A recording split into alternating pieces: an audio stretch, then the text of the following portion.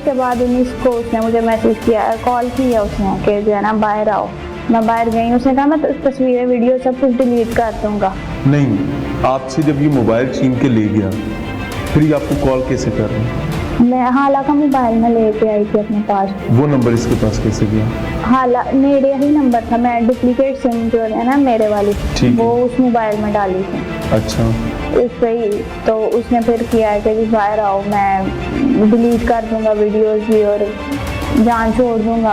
यही घर के बाहर आया? जी, मैं बाहर गई हूँ तो इसने फिर इधर पिस्टल निकाल लिया इसने कि कहता गाड़ी में बैठो। मैंने कहा मैं नहीं बैठना, तो आगे से धमकियां लगाने लग पड़ा कि लगता है तुम्हें अपनी इज्जत प्यारी नहीं है या अपने घर वालों की। मैं बैठ गई हूँ, फिर ये अपनी बहन के घर उधर पुलिस लाइन में क्वार्टर में लेके गया मुनज़्ज़ा के। ये क्या तारीख? 19 अप्रैल, ये रिसेंट जी। 15 अप्रैल को इस बच्ची से मोबाइल छीनने के बाद अब तमाम सबूत भी इस रजील नवीद के हाथ में थे, लिहाजा ये एक और पैंतरा खेलता है। और वो पैंतरा ये है कि सिर्फ और सिर्फ 4 दिन बाद ये इस बच्ची से दोबारा राब्ता करता है। अब वो नरम भी है, लहजा भी शगुफ्ता है, बात भी सलीके से कर रहा है। इसी दौरान बच्ची अपना ही नंबर निकलवा कर अपनी एक अजीजा के फोन में चालू कर चुकी थी। उसकी वजह यह थी कि बच्ची को अपने तालीमी मामलात को आगे लेकर चलना था। सीए की स्टूडेंट है, बहुत सारे मसाइल मामलात होते हैं, लिहाजा इस शख्स के पास अब दूसरा पैंतरा ये था कि ये इसे राब्ता करता है और इसको एक बार फिर बुलाता है। इसे कहता है कि मैं तुम्हें लेने आ रहा हूं, जो हो गया उसकी माफी दे दो, मैं तुम्हारी तमाम नाजेबा वीडियोस और तस्वीर डिलीट कर दूंगा, सिर्फ एक बार मुझसे मिल लो, मैं मिलकर तुमसे माफी मांगना चाहता हूं। बच्ची अक्ल की कच्ची दोबारा इसकी बातों में आती है और ये इसको लेकर बाकायदा सियालकोट पुलिस लाइंस में ले जाता है। दोबारा कह रहा हूं, बच्ची के मुताबिक इसको सियालकोट पुलिस लाइंस में अपनी बहन के क्वार्टर्स में ले जाता है और वहां ले जाकर उन दिनों में जब बच्ची अयामे माहवारी में होती है इसको एक बार फिर जिनसी तशद्दुद का निशाना बनाता है। और जब ये सब कुछ हो रहा होता है तो इसकी बहन घर में मौजूद होती है और जाते ही पहले इसकी बहन इसको मजबूर करती है कि एक ही रास्ता है, तुम पढ़ी लिखी हो, जिंदगी बचा लो, मामलात आसान कर लो, मेरे भाई से शादी कर लो। बच्ची इनकार करती है, बहन हुक्म देती है जाओ इसको निशाने इबरत बनाओ और फिर ये निशाने इबरत बनती। सियालकोट पुलिस क्वार्टर्स में, पुलिस लाइन के क्वार्टर्स में लेके गया है जहाँ पर अफसरान और मुलाजमीन की रिहाइश है। जी। अच्छा जी। उधर फिर मुनज़्ज़ा ने भी मारा है साथ। मुनज़्ज़ा कौन है? इसकी बहन है, वो पुलिस में है, लेडी कांस्टेबल है। उसके क्वार्टर में लेके? जी। मुनज़्ज़ा को यानी सारा मामला पता था?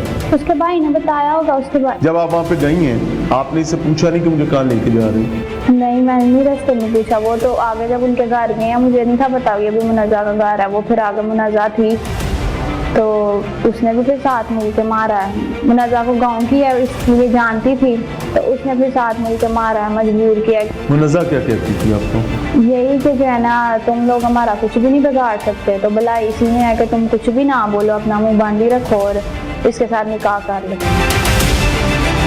अच्छा, मुनज़्ज़ा ये चाहती थी कि आप उससे शादी करें उसके भाई से, और शादी से इनकार पे ये खराबी हुई है। शादी भी इसीलिए कह रही थी ना, ये लीगल प्रोसीजर से बचने के लिए। तो वो फिर तुम लोगों ने वैसे भी क्या कर लेना है, तुम लोग, हमारे पास तो पावर है, सब कुछ है, तुम लोगों के पास कुछ भी नहीं है। तो हम लोग तो इतनी पावर में है कि तुम्हें अगर कत्ल भी करवा देंगे तो किसी को नहीं पता चलना। जो मुनज़्ज़ा के अल्फाज थे। फिर उसके बाद मैं नहीं ना मानी जब निकाह के लिए। फिर उसने इसको कहा कि क्या जबरदस्ती निकाह वहीं करवाना चाहती थी? क्या चाहती? जबरदस्ती निकाह करवाना चाहती वहीं पे? जी। तो मैं नहीं ना आगे से मानी, तो फिर उसने उसको कहा कि इसको आज सबक सिखाओ। उसने फिर क्वार्टर के कमरे में इस तरह वीडियोस दोबारा बनाई हैं, तो मारा भी है इन दोनों। मुनज़्ज़ा के भाई ने? जी, मुनज़्ज़ा और उसके भाई ने मिलकर मारा भी था। तो उसने वीडियोस बनाई हैं, फिर जबरदस्ती की है उसने उधर। ये कितना टाइम इस मामले पे चलता रहा? क्योंकि आप घर से बाहर गई थी बगैर बताए? आधा घंटा 40 मिनट। नानी अम्मी को मैंने बोला है, मैं फिर बाद में अंदर आई हूँ जब उसने इस तरह बोला। नानी अम्मी को मैं बता के गई थी कि मैं आ जाती हूँ थोड़ी देर तक, दोस्त की तरफ से आने लगी हूँ। हाँ, तो नानी अम्मी अकेले थे घर। हाँ। तो वो फिर उधर से ये इस सब के बाद उसने मुझे वापस घर छोड़ा है। उसने कहा मुनज़्ज़ा ने भी कहा। उसने जुल्म सितम सारा किया और उसके बाद फिर वो घर भी छोड़ने आया। जी, मुनज़्ज़ा ने आते हुए आपको कोई बात कही? यही कि सोच लो, अभी भी टाइम है, नहीं तो हम लोग तुम्हारे वालिदैन को भी कत्ल करा देंगे। पापा को मारने की भी उसने धमकियाँ दी। हर जगह चलता पैसा है, हमारे पास है, पावर भी है, तुम लोगों के पास कुछ भी नहीं है। पुलिस क्वार्टर्स और पुलिस लाइंस में सिक्योरिटी बहुत ज्यादा हो। सर कुछ भी नहीं है, ये बस आलतू फालतू है, कुछ भी नहीं है। 0% सिक्योरिटी है उधर। ये सारा कुछ जो है ना, ये पुलिस की मौजूदगी में, ये पुलिस लाइन से ज़्यादा सेफ कोई और जगह है? ये सारा कुछ इसीलिए तो उधर हुआ है। पुलिस इसी को बचाने के लिए तो सारा कुछ कर रही है। उधर उसने जना बिल जबर किया बच्ची के साथ, नदीब ने। उसकी क्या बहन, कहता क्या था? उसकी बहन कितनी बदबख्त कितनी भी होगी, पर कितनी बदबख्त होगी? वो हद दर्जे से ज़्यादा। और नदीम ने, मुलज़म ने राब्ता करके बच्ची को बोला कि तुम आओ, मैं तुम्हें मोबाइल देता हूँ। जो मोबाइल छीन के ले गया था, उसने बच्ची को लिया घर से। वो बच्ची को ले गया अपने गांव में। वो नया घर बना रहा है उधर, नया घर बना रहा है। उसमें फैमिली नहीं है, रेजिडेंस नहीं है। उसने वो पहले अरेंज करके आया हुआ था घर में। उसने सारा मंजी संजी अपनी रेडी करके रखी थी। सीधा उसने गाड़ी अंदर ही ले गया अपने घर के अंदर। उधर उसने जनाब जबर जाके किया। बच्ची उस दिन रोज़े की हालत में थी, मिन्नतें तरले वास्ते डालती रही, उसके पैरी पड़ती रही है, लेकिन उसने ज़बरदस्ती ज़लालत और जुल्मत की इंतहा कर दिया, बरबियत की। ये जो बात आप कह रही हैं, हल्फम कह सकती हैं? जी इसमें झूठ तो नहीं है? नहीं। पक्की बात है? हाँ जी। अगर आपको कल को कहीं पर हल्फन ये बात कहनी पड़े, आप ये कह सकती हैं कि पुलिस क्वार्टर्स में आपके साथ ये दरिंदगी हुई है। इस वाक़े के बाद क्या हुआ?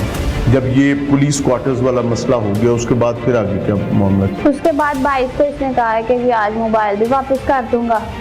तो यानी उसने कि मैं अपना एविडेंस वगैरह सब कुछ डिलीट करके मोबाइल वापस कर दूंगा। किया वापस? नहीं, उसने नहीं किया। तब मैं रोज़ा था ये 22 को मेरा, तो उसने रोज़े की हालत में ये सब कुछ किया। और ये जब मुनज़्ज़ा के रोजे की हालत में ये गुनाह दोबारा किया? और आपने बताया नहीं मैं रोजे से? उसको बताया था मैंने, वो आगे मैं उसके पाँव पकड़ रही थी, तरले कर रही थी उसको। नहीं, तो 19 को मुनज़्ज़ा के घर, तब तो मैं थे। तब मुनज़्ज़ा को हर चीज़ का पता है, फिर भी वो, यानी उसने उस सिचुएशन में भी नहीं छोड़ा?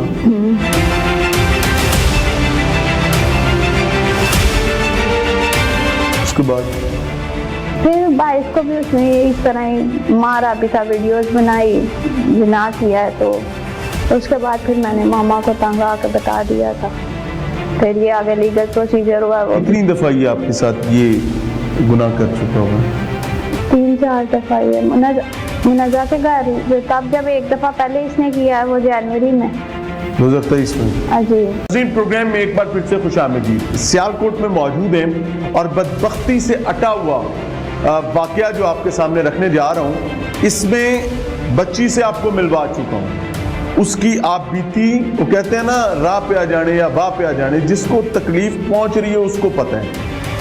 होता क्या है कि पुलिस लाइन के क्वार्टर्स के अंदर, जहां पर ऑफिसर्स और मुलाजमीन की रिहाइशें हैं, वहां पर एक बदबख्त लेडी कांस्टेबल अपनी मौजूदगी में अपने भाई को प्रेमिसेस देती है। तो वो बदबख्त इंसान अपनी बहन के क्वार्टर में ले जाकर उसको जिनसी दरिंदगी का निशाना बनाता है। तो 19 को मुनज़्ज़ा के घर, तब तो मैं थे। तब मुनज़्ज़ा को हर चीज़ का पता है, फिर भी वो, यानी उसने उस सिचुएशन में भी नहीं छोड़ा?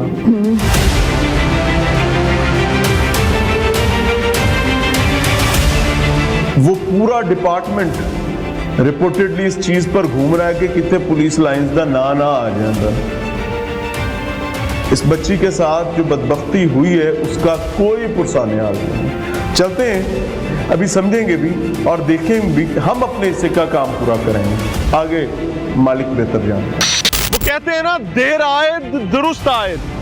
अब इतनी रुसवाई काटने के बाद ये बच्ची इतना हौसला समेट चुकी थी कि ये अपनी फैमिली से बात करती, और इसकी फैमिली ने जो ही इन्हें पता चला, एक गैरतमंद खानदान होने का सबूत दिया, ना कि विक्टिम ब्लेमिंग शुरू कर देते। इस बच्ची का साथ दिया, इसको लेकर पुलिस के पास गए, पुलिस को एफआईआर में तमाम हकायक लिखाए, लेकिन पुलिस के गले में हड्डी उस वक्त फंस गई जो ना आगे जा सकती थी ना बाहर उगली जा सकती थी, जब उस एफआईआर में पुलिस के श्री जवानों ने पढ़ा कि इस बच्ची का रेप पुलिस लाइंस के क्वार्टर्स में भी होता रहा। लिहाजा जब एफआईआर दर्ज की गई तो उसमें से पुलिस लाइन क्वार्टर्स का तज़किरा सिरे से ही निकाल दिया गया, और इस बच्ची को बाकायदा बुलाकर एसएचओ की जानिब से डराया गया, धमकाया गया। बच्ची डीएसपी के पास गई, डीएसपी ने कहा तेनू मैं दस लना। कहानी यहां भी खत्म नहीं हुई, बच्ची डीपीओ के पास गई। मुतल्लिका डीपीओ ने सरजनिश करते हुए अपने सबऑर्डिनेट्स को कहा कि